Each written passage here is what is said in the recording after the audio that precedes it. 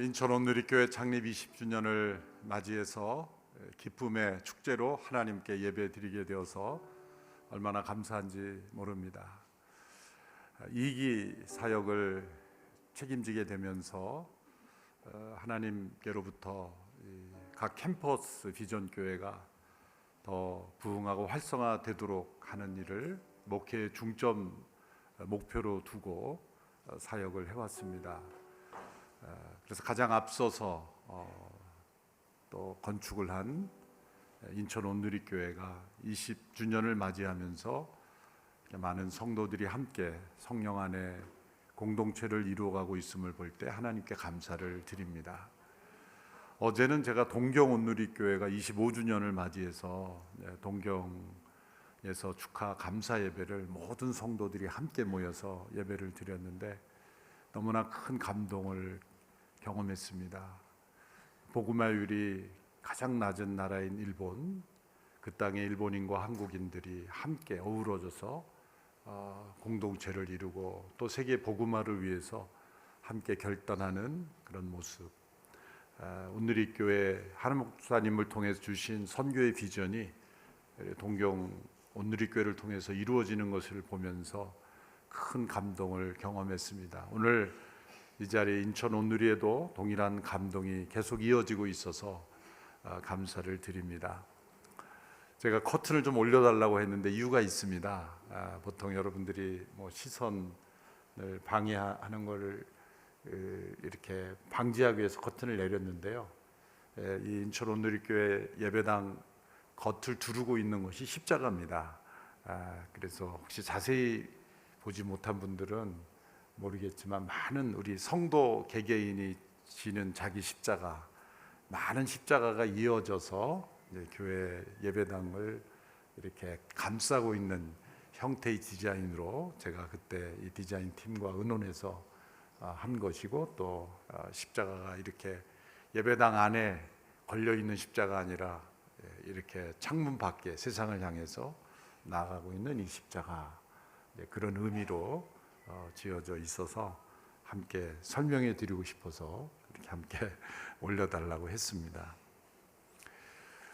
인천 온누리교회가 송도로 이전하게 된 배경 중에 하나 기억해 보면 아마 창립 10주년이었을 것으로 기억을 하는데요. 구월동 지하 예배당에서 제가 그때 이준호 목사님 10주년이었죠. 제가 설교하러 간 것이, 제가 아마 10주년, 20주년 때만 캠퍼스를 가니까 10주년으로 기억을 하는데, 제가 11시 반인가요? 그 주일 설교를 하는데 여기저기서 조시는 분이 많이 계시는 거예요. 그래서 제가 설교하면서 시험에 들었습니다. 아니, 담임 목사가 오랜만에 와서 설교를 하는데, 그리고 한편으로는 자책이 되는 거예요. 내가 얼마나 설교를 못하면 이렇게 주무시는 분이 많을까, 이렇게 생각을 하면서 후에 대화를 이제 이승배 장로님이었던 걸로 기억을 하는데, 대화를 나눌 때 왜 보니까 공기가 안 좋아서 지하 예배당에 공기가 순환이 안 돼서 자기도 모르게 이렇게 주무시게 되는 사례들이 있다. 그래서 한편으로는 내 책임이 아니구나 위로가 되면서, 그러나 이건 더 큰 문제다. 이게 설교가 졸려서 주무시는 거는 괜찮지만 이 공기가 안 좋은 것은 이게 건강에 심각한 그 문제가 생기는 거기 때문에 이전을 해야 되겠다. 그때 결정을 한 것입니다. 무조건 이전을 해야 되겠다. 그래서 계약을 해지하고 새로운 장소를 물색하던 중에 성도의 종교 부지가 지역 교회들이 어느 교회도 들어오지 않고 있다. 또 당시에는 이 송도가 좀 실패했다. 왜 그걸 했느냐, 이런 잘못된 프로젝트처럼 그렇게 평가를 받고 있어서 아무것도 이 지역에 없어서 저희조차도 과연 이 선택이 올바른 선택인가, 그런 의구심도 있었지만 하나님께서 우리 성도들의 기도를 응답하시고 이곳으로 인도하고, 또 재정도 땅을 구매하고 건축을 하기에는 또 서울 본부 온누리교회도 공원 부지를 매입한 그 빚이 많이 있었기 때문에 선뜻 추진하는 것은 어려운 그런 상황, 또 그 당시에도 많은 빚 가운데로 걸어가고 있었기 때문에 또 빚을 져서 이것을 할 수 있을까? 그런 걱정도 있었기 때문에 어려운 결정이었지만 우리 본부 장로님들이 인천 온누리교회 성도님을 위한 예배 초소가 꼭 필요하다라는 그런 마음으로 하나가 되어서 땅을 매입하고, 또 우리 인천 성도님들이 성도 일대를 노마드 방황하는 유목민들처럼 그렇게 다니시면서 예배 드리는 가운데 예배당이 완공이 되었습니다. 돌이켜보면 그때 우리가 할 수 있을까, 그렇게 거의 10여 년 전에 결정을 하고 준비하던 과정에 많은 어려움이 있었지만 놀랍게도 우리 인천 온누리교회 예배당을 건축하는데 들었던 빚은 다 갚고 정말 하나님께서 온전한 헌당을 할 수 있도록 인도해 주셨음을 인하여 감사를 드립니다. 우리의 계획과 생각을 뛰어넘어 역사하시는 하나님, 2024년도 이 송도에서 로잔 대회가 열릴 때 제가 공동 조직위원장으로 책임을 맡았을 때 본부의 역할을 우리 인천 온누리교회가 해주시고 많은 성도님들이 봉사해 주시고 이곳에서 계속 일주일 동안 중보기도 집회가 열려서 어느 때보다도 더 성령 충만한 은혜로운 그런 집회가 되는 일에 인천 온누리교회가 쓰임을 받았습니다. 이제 우리가 지나온 20년에 결코 안주해서는 안 되는 것은 우리가 살아가고 있는 이 시대, 그리고 우리가 마주해야 되는 이 세상의 현실은 더욱더 어렵기 때문입니다. 더욱더 믿음으로 살아가기가 어렵고, 또 우리의 자녀들이 믿음의 사람으로 살아가기가 어려운 이런 시대에 있기 때문에 우리 인천 온누리교회가 하나 되어서 더 깨어서 더 많은 영혼을 구원하고 또 주님 보시기에 합당한 교회가 되도록 헌신하는 20주년이 되기를 바랍니다. 창립기념주일은 교회의 본질, 교회의 비전을 새롭게 돌아보는 일입니다.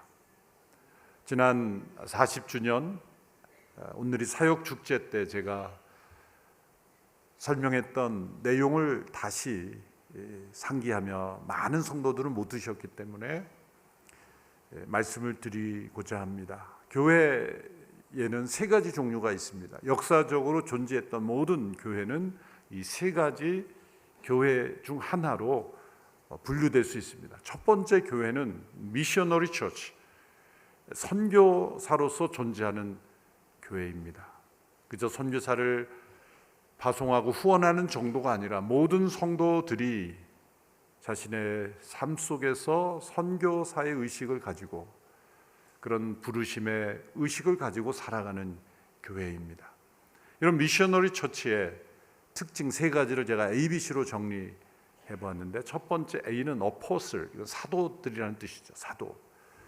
사도 신사도 운동을 얘기하는 게 아니라 이 어포슬이라는 단어의 원래 뜻은 헬라어로 어포스톨로스, 보냄을 받은 사람이란 뜻입니다. 보냄 받은 자, 그저 우리가 함께 모이는 예배 공동체만이 아니라 예배 후에 우리의 삶의 가정과 일터로 흩어졌을 때 보냄 받은 자로서 살아가는 성도들이 몇 명이나 되는가, 그것이 바로 미셔너리 처치의 특징입니다. 두 번째 B는 베프티즘, 그 교회를 통해서 예수님을 처음 믿고 구원받고 변화되는 성도들이 얼마인가. 다른 어떤 교회에도 다닐 수 있어서, 그러나 교회에 옮겨온 사람들이 아니라 이 인천 온누리교회를 통해서 예수님 믿고 변화되는 성도들이 몇 명인가. 제가 2000년도에 서울 온누리교회의 새가족 사역을 담당하고 있었습니다. 그때 온누리교회의 이 수적인 성장은 엄청났습니다. 매년 몇천 명씩 성장했습니다. 그래서 새가족 사역이 일이 너무나 많았겠죠. 1주차 때 제가 성도들을 환영하면서 그 작은 방에 100여 명이 넘는 새가족들을 환영하면서 잘 오셨습니다, 환영합니다, 온누리교회에 대해서 소개하면서 이제 1주차를 마치고 제가 돌아가는데 마음속에 이런 생각이 드는 겁니다. 제가 목사인데 왜 이렇게 많이 오시는 거야? 일이 너무 많아. 주차할 데도 없고 앉을 데도 없는데 왜 이렇게 많이 오시는 거야? 그 생각이 드는 순간 제가 깜짝 놀랐습니다. 내가 뭔가 문제가 생겼구나. 제가 며칠을 고민하다가 한 목사님께 찾아가서 사표를 냈습니다. 교회 사표가 아니라 새가족 사표. 제가 새가족 사역을 그만해야 될 것 같습니다. 왜 그래? 진실을 얘기하면 교회도 그만두라 그러실까 봐 적절하게 얘기를 드리고, 그 이유는 이렇게 많은 분들이 오시는데 진짜 오늘이 교회를 통해서 예수님을 처음 믿지 않았던 분들이 믿는 성도들의 비율이 높아져야 될 것 같습니다. 그래서 그 당시에 오늘이 교회 전도사역 본부가 없었습니다. 죄송합니다만 전도 집회도 있고 했지만 전도를 전담하는 부서가 없어서 제가 전도사역을 담당해 보겠습니다. 회개하는 마음으로 새가족 사역을 담당하던 목사가 그런 생각을 하다니, 그래서 제가 각성을 하고 정말 믿지 않는 영혼들을 전도하는 사역을 해보겠습니다. 어떻게 할지는 두 번째입니다.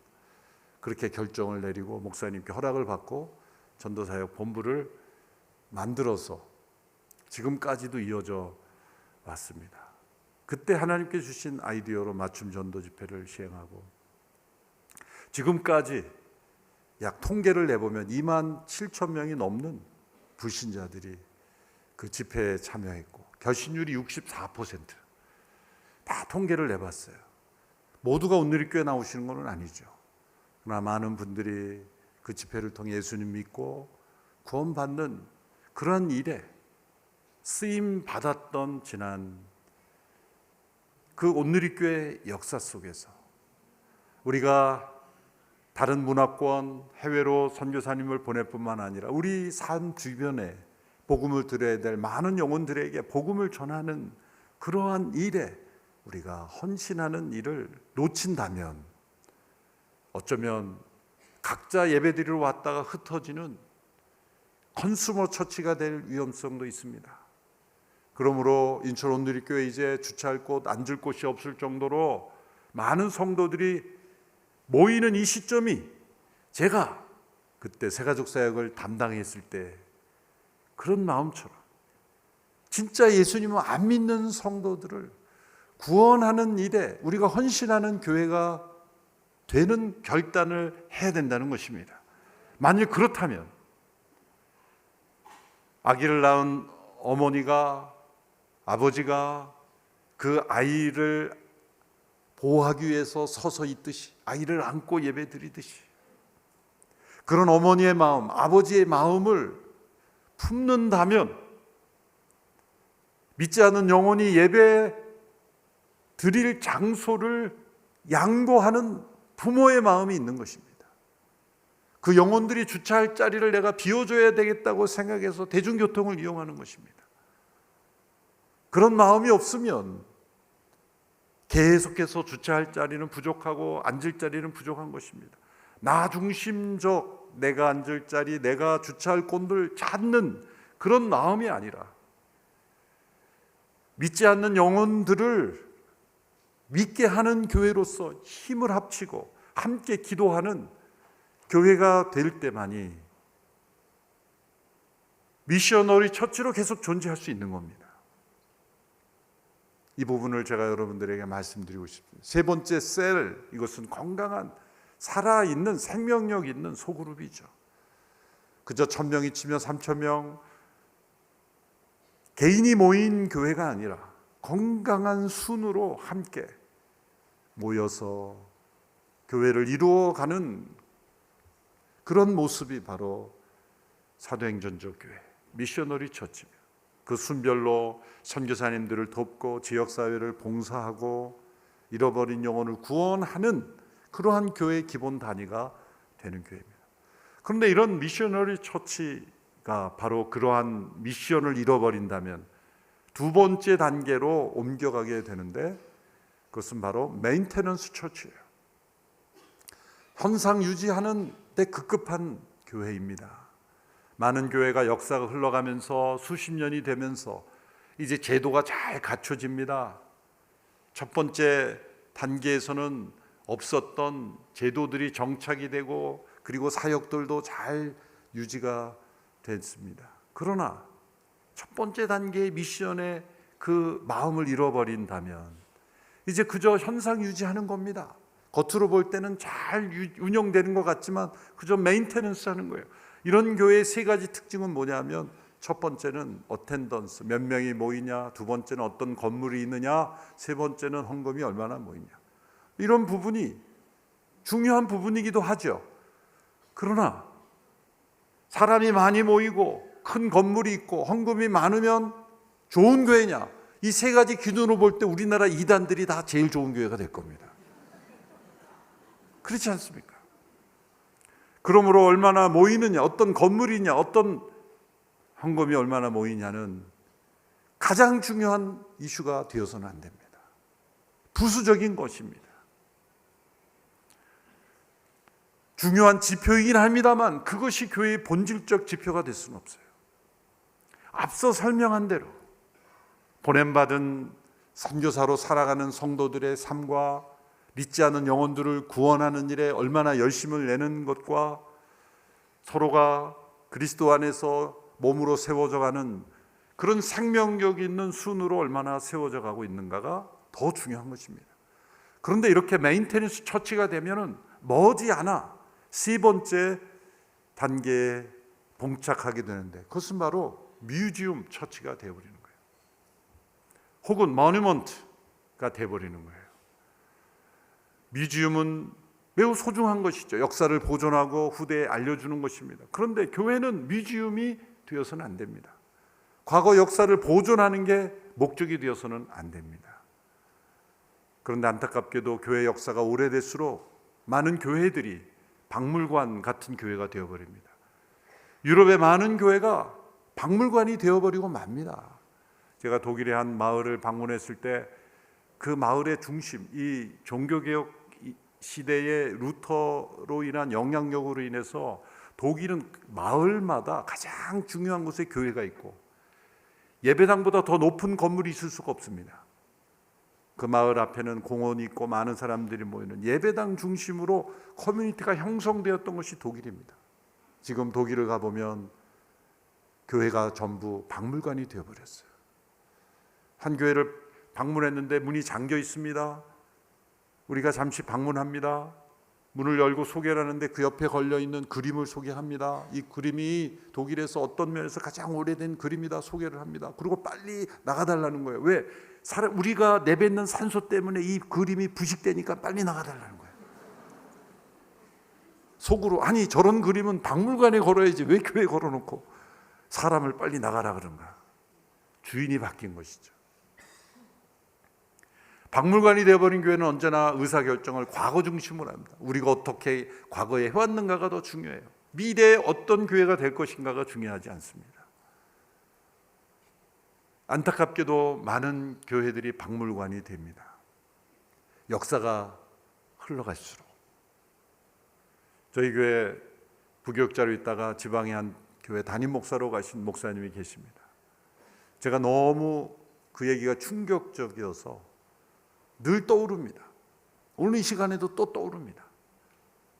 그 이야기는 뭐냐면 그분이 담임으로 부임하니까 그 교회 가장 오래되신 장로님이 부르시더니 조언을 하고 싶다는 겁니다. 당연히 들어야죠. 그 교회 가장 오래된 장로님이신데 그 장로님 그 교회가 100년이 넘은 교회이기 때문에 많은 목사님들을 경험한 겁니다.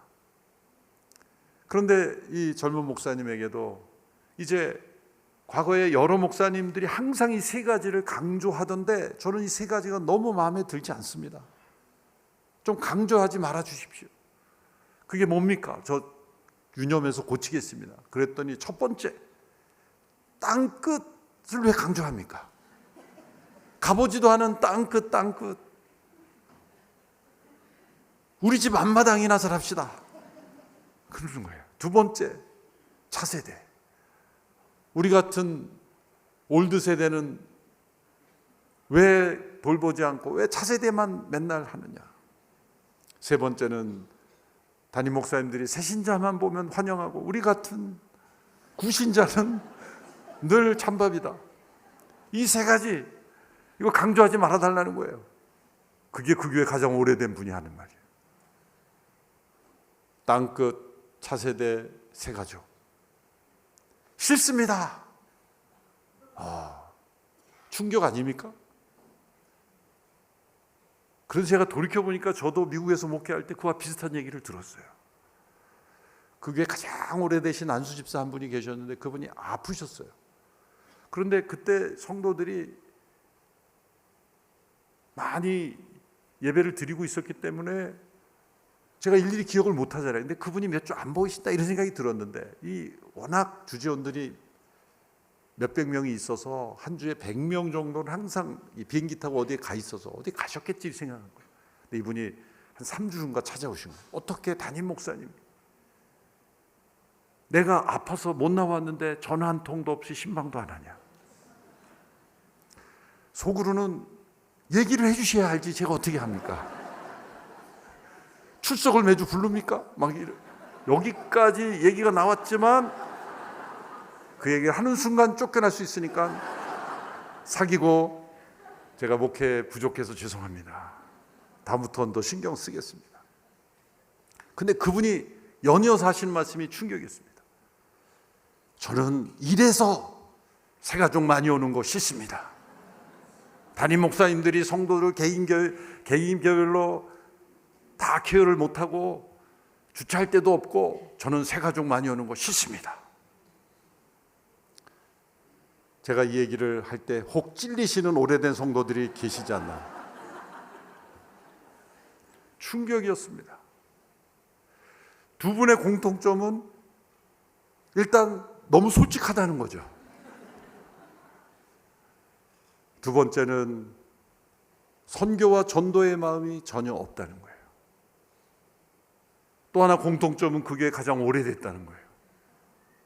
이 모든 게 충격입니다. 주님의 몸된 교회가 무엇을 위해 존재하는지를 알지 못할 때, 나 중심적인 교회관을 가질 때, 잃어버린 영혼을 위해서 기도하고 땅끝까지 복음을 전하는 일에 헌신하고 우리의 다음 세대들이 믿음 안에 자라기를 헌신하면 나올 수 없는 생각들입니다. 내가 몇 주 아팠는데 어떻게 나를 신방할 수 있느냐, 이거에 모든 것이 관심이 있는 거예요. 그래서 담임 목사를 증오의 눈빛으로 쳐다보는 거예요. 아마 그분은 매일매일 언제 전화 오나 기다렸을 겁니다. 박물관처럼 되어버리는 교회. 그런데 예수님 당시에 바리새인들이 바로 그런 모습이었다는 겁니다. 원래 바리새인들은 좋은 의미였습니다. 바리새라는 의미가 구별되다는 뜻입니다. 바리새가 예수님 당시에 이 사회의 지도층이 된 것은 단 한순간에 된 것이 아닙니다. 바벨론의 포로로 잡혀가고 그리고 성전이 다 무너졌을 때 그들의 신앙을 붙잡아 줄 것은 율법이었습니다. 율법을 연구하고 그것을 가르치는 일에 헌신하는 사람들이 나오기 시작했습니다. 그래서 에스라와 같은 사람들이 초기의 바리새인들이었던 겁니다. 그 당시에 바리새인이라는 이름이 붙여지지 않았지만 에스라가 하나님의 말씀을 연구하고 준행하고 가르치기로 결심하였다라는 말씀이 나오는 것처럼 그렇게 자신을 헌신한 사람들이었기에 포로 귀환 이후에 에스라, 느헤미야 그런 지도자를 통해 이제 새롭게 공동체가 시작이 되었을 때 이 바리새 운동이 시작이 된 겁니다. 그것은 선한 의도였습니다. 그런데 그들이 시간이 흘러가면서 이상해지기 시작했습니다. 위선적이 되기 시작했습니다. 주객이 바뀌었습니다. 그래서 예수님 시대에는 위선과 외식의 대명사요, 거짓과 불의의 대명사가 되어버렸습니다. 여러 가지 법과 제도로 하나님을 만날 수 있다고 가르쳤지만 그러나 예수님은 그들을 혹독하게 비판했습니다. 자신도 천국에 들어가지 못하고 다른 사람도 들어가지 못하게 가로막고 있다. 어쩌면 오늘 이 시대의 교회가 바리새인들처럼 된다면 많은 사람들이 천국에 들어가지 못하게 하는 걸림돌이 될 수 있다는 면에서 충격적인 말씀입니다. 이 바리새인들이 예수님께 와서 질문을 합니다. 왜 요한과 요한의 제자들은 정기적으로 금식을 하는데 왜 당신과 당신의 제자들은 금식하지 않습니까? 여기서 말하는 바리새인들이 주장하는 금식이란 일주일에 2번씩 바리새인들이 행하는 금식의 모양을 의미하죠. 머리를 풀어 헤치고, 그리고 찢어진 옷을 입고, 재를 뒤집어 쓰고, 사람들이 지나다니는 길거리 여기에서 나 금식하오라고 이렇게 광고하면서 하는 금식을 말하는 거죠. 일주일에 2번씩 바리새인들은 그렇게 형식적인 금식의 모양을 취하면서 자신들을 의롭다 여긴 거죠. 왜 금식하지 않느냐? 예수님은 금식을 많이 하셨습니다. 복음서에도 예수님께서 이제 제자들이 식사 음식을 가져오시니까 나는 너희들이 알지 못하는 양식이 있다. 그랬을 때 제자들이 이렇게 생각해요. 누가 음식을 갖다 드렸나? 이렇게 생각할 줄. 예수님은 금식하신 거예요. 아버지의 뜻을 행하고 잃어버린 영혼을 구원하는 일에 기쁨을 누리셨기 때문에 때로는 음식이 들어오지 않으신 거예요. 제자들도 모르는 금식이 많이 있을 겁니다. 그래서 산상수훈에서 예수님께서 너희는 금식할 때 사람에게 보이려고 하지 마라. 깨끗한 모습으로 그렇게 주님 앞에서 은밀하게 금식하라고 말씀하셨잖아요. 왜 우리들의 모습대로 당신은 금식하지 않느냐라는 이 바리새인들에게 예수님께서 3가지 비유로서 그들을 교훈해 주십니다. 깨닫게 해 주십니다. 첫 번째는 신랑이 함께 있을 때 금식할 수 있느냐, 신랑을 빼앗길 날이 왔을 때 그때 금식할 것이니라. 말씀을 보시면 19절 20절의 말씀이죠. 신랑이 함께 있는데 어떻게 결혼잔치 초대받은 사람들이 금식을 할 수 있겠느냐? 신랑이 자기들과 함께 있는 한 금식할 수 없다. 그러나 신랑을 빼앗길 날이 올 텐데 그날에는 그들이 금식할 것이다. 예수님께서는 당신 자신을 신랑으로 비유하셨습니다. 신랑을 기다렸다가 신랑을 만나는 신부의 기쁨, 그 기쁨이 넘쳐야 되는 순간에 금식할 수 있느냐는 겁니다. 유대인들의 결혼 문화는 오늘 이 시대 우리와 다르게 신부가 신랑을 기다립니다. 유대인 남자들이 고약하죠.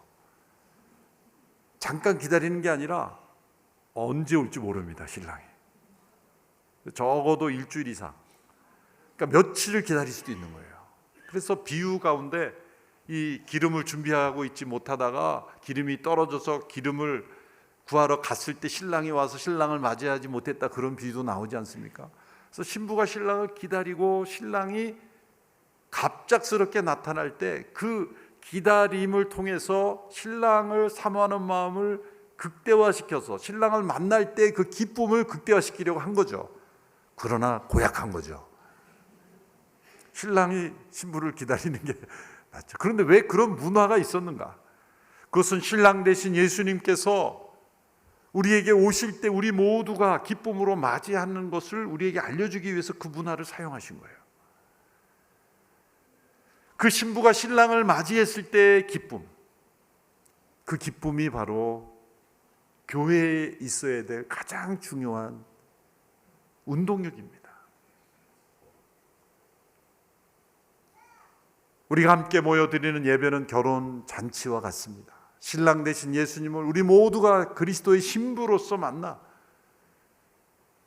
이 땅에 오신 신랑 되신 예수님을 기뻐하고 다시 오실 신랑을 기다리며 소망하는 공동체가 바로 교회입니다. 그리스도의 신부된 공동체. 그래서 그 신부가 신랑을 만나 그 신랑과 함께 살아가는 그 기쁨, 그것이 가장 중요한 본질입니다.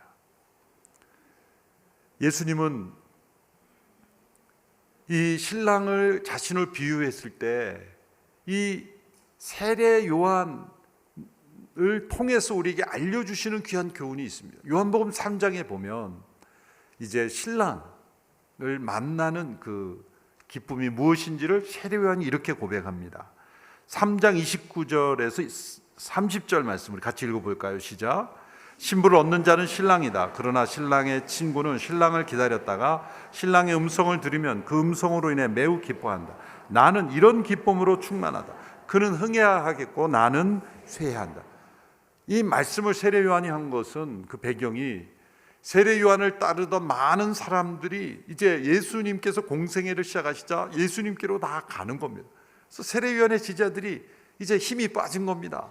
많은 사람들이 따라올 때 얼마나 즐거웠겠습니까? 보람 있었겠습니까? 그런데 이제 사람들이 세례 요한을 따르지 않고 예수님을 따르니 세례 요한의 제자들이 세례 요한에게 말한 겁니다. 선생님, 우리를 따르는 많은 사람들이 지금 예수님께로 가고 있습니다. 약간 질투가 있는 거죠.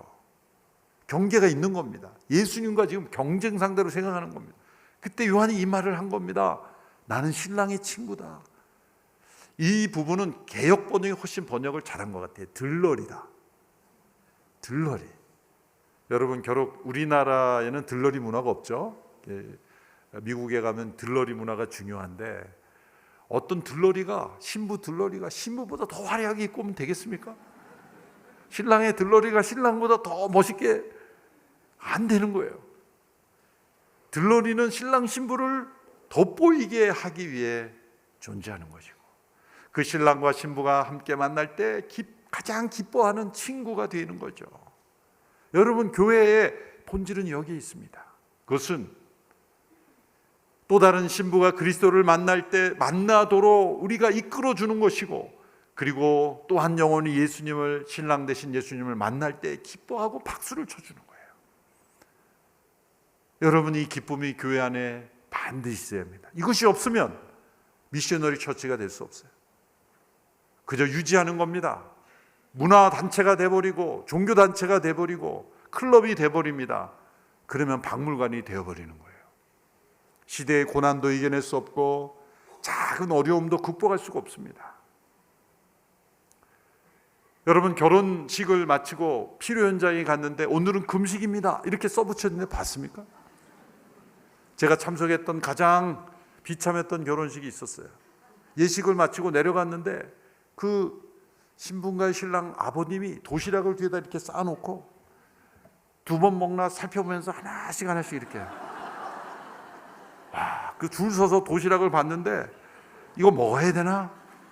그 결혼의 기쁨이 다 살아가 버리는 거예요. 어떻게 저렇게 인색하실 필요가 있나? 그냥 쌓아두고 뭐 먹는 사람이 있더라도 그냥 하면 되는데 다 체크하면서 이렇게 하나씩 그런 인색함. 평소보다 결혼은 더 좋은 음식을 마련하고 기쁨을 나누기 위해서 예쁘게 치장도 하고 평소의 모습과 조금 크게 차이가 있을지라도 내가 이렇게 위장할 수 있냐 야단치지 않습니다. 화장 잘 나왔다 그러죠. 모두가 축복의 언어고 격려의 언어고 감사의 언어예요. 여러분, 결혼 잔치와 같은 교회, 결혼식에서는 작은 실수가 있어도 가장 중요한 게 뭐예요? 신랑 신부가 만나는 게 중요한 거죠. 지금 순서를 제대로 지켰느냐 안 지켰는가 따지지 않습니다. 제가 주례를 요즘 별로 못하지만 많이 했을 때 너무 피곤해서 막 감기 몸살 어쩔 수가 없는 거예요. 막 약을 먹었는데 막 혼미한 상태에서 주례를 했어요. 큰 실수를 했습니다. 그건 뭐냐면 내가 서약을 해버린 거예요. 나는 누구를 신부로 맞이하여 이러면서 막 신랑에게 시켜야 될 걸 내가 해버린 거예요. 공식적으로 2번 결혼할 뻔했습니다. 그랬는데도 저는 멱살 잡힐 줄 알았어요. 성도 하객들이 웃을 때 제가 그때 알았어요. 내가 지금 실수하고 있다는 거예요. 그렇게 치명적인 실수를 했음에도 불구하고 멱살 잡히지 않았습니다. 중요한 게 뭐예요? 신랑 신부가 지금 만나는 그게 중요한 거지. 때로는 이런저런 실수가 있어도 가장 중요한 신랑 신부가 만나 결혼이 이루어지는 거예요. 신부가 신랑을 만나는 그 기쁨에 원동력이 끊이지 않는, 이것을 방해하는 일이 있어서는 안 되는 거예요. 누군가 예수님을 믿으려고 교회에 왔을 때 방해되는 일이 있어서는 안 되는 거예요. 다 내려놓아야 되는 겁니다. 두 번째 비유는 새 옷감을 가지고 헌 옷을 고치는 일이 있겠느냐? 없다라는 말씀을 준 겁니다. 21절이 낡은 옷에 새 옷 천조각을 대고 깁는 사람은 없다. 그렇게 하면 새 천조각이 낡은 옷을 잡아당겨 더 찢어지게 된다고 말씀하셨습니다. 시간이 많이 지났기 때문에 제가 간략하게 끝맺겠습니다. 옷은 문화를 상징합니다. 교회의 어떤 문화와 제도도 바뀔 수 있습니다. 시대가 옷을 갈아입고 계절도 옷을 갈아입고 우리의 피부도 몇 번 바뀐다 그러죠. 어렸을 때 입는 옷이 있고 성인에 대해서 입는 옷이 있고 아프리카 사람들이 입는 옷이 있고 우리가 입는 옷이 있는 것처럼 교회는 예수님이라는 그분이 드러나기 위해서 끊임없이 문화를 바뀌어줘야 되는 거예요. 예수님이 나타나지 않는다. 문화를 바꿔야 되는 거예요. 왜? 문화가 예수님보다 더 중요해지고 있기 때문이에요. 그래서 오늘 시대 어떤 분이 그런 말을 하죠. 크리스천어티가 아니라 처치너티가 되고 있다. 기독교가 아니라 교회교가 되어버리고 있다. 교회의 제도와 문화가 예수님보다 더 중요해지고 있을 때 예수님이 나타나지 않을 수 있다는 거예요. 바리새인들을 지금 지적하고 있는 거예요. 너희들은 지금 헌 옷을 계속 수리해가고 있다. 예수님은 새 옷감으로 오신 분이라. 예수님으로 옷 입어야 된다. 세 번째 비유는 오늘 가장 중요한 본문인데 이제 설교를 맺어야 됩니다. 이제 30주년 때 저를 다시 불러주시면 제가 이 본문으로 다시 설교해서 새 포도주는 새 부대에 초점을 맞춰 이제 서론을 삼가고 본론에 집중하겠습니다. 예수님은 새 포도주로 오신 분입니다. 새 부대가 중요한 게 아니에요. 많은 사람들은 새 부대, 뭔가 새롭게 제도를 바꾸고 뭐 바꾸는 게 중요한 게 아니에요. 새 포도주로 임하신, 성령으로 임하신 예수 그리스도, 그분이 우리 공동체 안에 있어야 됩니다. 20주년을 맞이하는 인천 온누리교회, 신랑으로 오신 예수님, 새 옷감으로 오신 예수님, 새 포도주로 임하신 예수님의 임재 가운데 우리 모두가 예수님만 드러나고 예수님만 전하는 그런 교회로 쓰임받게 되기를 바랍니다. 하나님 나라의 선교에 더 귀하게 쓰임받는 공동체 되기를 축원합니다. 기도하겠습니다. 하나님 아버지, 인천 온누리교회를 세워주시고 지난 20년 동안 신실하게 함께 하시고 축복하시니 감사합니다. 오늘 하나님 앞에 감사하며 새롭게 결단하며 하나님 나라 선교에 더욱 헌신하는 교회가 되게 하옵소서. 예수님의 이름으로 기도합나이다.